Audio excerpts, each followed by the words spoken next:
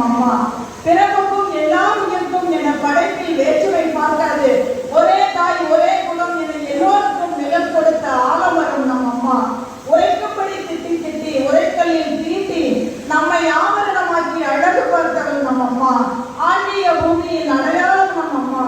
அம்மாவுக்கு என்று தனிப்பட்ட எந்த எண்ணமும் இல்லை, சவாடை தொண்டர்களை தவிர. தன் பயணத்தை தொடங்குவரை சவாடை பக்தர்களுக்கு பயனுள்ள வகையில் வாழ்ந்தவர் நம் அம்மா.